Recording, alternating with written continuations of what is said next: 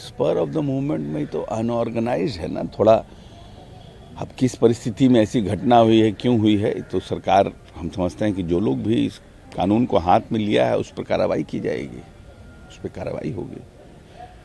ये अनऑर्गेनाइज्ड जो घटनाएं हो जाती है, स्पर ऑफ द मूवमेंट में हो जाता है, उन घटनाओं के लिए सरकार हमेशा तत्क्षण है और वैसे लोगों पर कड़ी से कड़ी जल्द कार्रवाई की जाएगी कि इस तरह की घटना की पुनरावृत्ति ना हो। चिराग पासवान ने इंडी गठबंधन में सीट बंटवारे और कांग्रेस की भारत जोड़ो यात्रा पर हमला करते हुए कहा है कि पीएम मोदी के खिलाफ लड़ना एक दूर का सपना है। पहले इंडी गठबंधन की पार्टियां एक दूसरे के खिलाफ लड़ने की ज़रूरत है। राहुल गांधी पहले भी एक यात्रा की थी और हम उस यात्रा का हश्र भी जानते हैं। 3 राज्यों में चुनाव हुए। यह यात्रा वास्तव में इंडी गठबंधन या कांग्रेस की मदद नहीं करेगी। बहुत सीरियसली नहीं लेते हैं इनको, इसलिए इन पर कमेंट करना उचित नहीं। अरविंद केजरीवाल ने ट्वीट करके कहा है कि सभी की खुशी, शांति और प्रगति के लिए आम आदमी पार्टी दिल्ली में कई स्थानों पर सुंदरकांड पाठ का आयोजन कर रही है।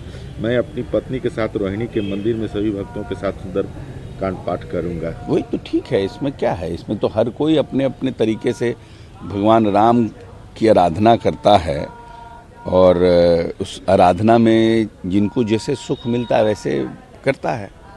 ये तो गलत बात है ना कहना कि भगवान राम किसी पॉलिटिकल पार्टी के पेटेंट हो गए हैं कि अब उन्हीं के द्वारा भगवान राम की पूजा होगी तो भगवान राम प्रसन्न होंगे, उन्हीं के द्वारा भगवान राम की प्राण प्रतिष्ठा होगी तो भगवान राम आएंगे। ऐसा तो होता नहीं है।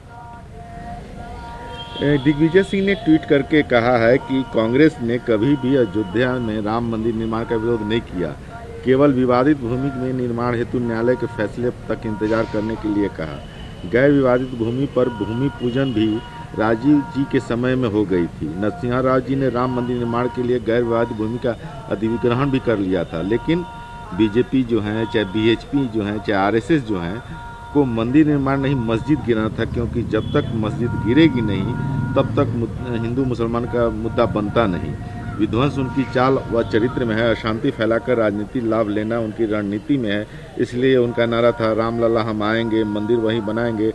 अब वहाँ क्यों नहीं बनाया जब उच्चतम न्यायालय ने विवादित भूमि न्यास को दे दी थी? कहा जा रहा है कि 3 किलोमीटर दूर नहीं, राम मंदिर तो अभी सब विवाद खत्म हो गया। अब तो राम मंदिर का निर्माण हो गया, या 3 किलोमीटर 4 किलोमीटर दूर हो, जो भी हो, राम मंदिर बन गए हैं। लेकिन इससे ज़्यादा महत्वपूर्ण ये है कि राम मंदिर के निर्माण के साथ साथ जो महंगाई और बेरोजगारी का मुद्दा है, जिस 2 मुद्दों पर भारतीय जनता पार्टी इस देश में आई थी, उन 2 मुद्दों पर भी प्राण प्रतिष्ठा के दिन अगर प्रधानमंत्री नरेंद्र मोदी जी इस देश की जनता को अपने संबोधन में कुछ कहेंगे और उसकी समस्या का निदान करेंगे तो राम लला के प्राण प्रतिष्ठा का जो प्रसन्नता होगा वो दुगना तिगना होगा, क्योंकि बिन भूखे पेट भजन न हो गोपाला। ईडी के 8वें समन के बाद हेमंत सोरेन 20 तारीख को ईडी के सामने पेश होने जा रहे हैं भूमि विवाद मामले में, भूमि स्कैम मामले में। तो लीगल मैटर है, उसमें हम लोगों को क्या है, मतलब ठीक है। अब उनके जो माननीय मुख्यमंत्री जी के जो लीगल एडवाइज़र होंगे, जिस तरह की राय दे रहे होंगे उस तरह से माननीय मुख्यमंत्री जी एक्ट कर रहे होंगे।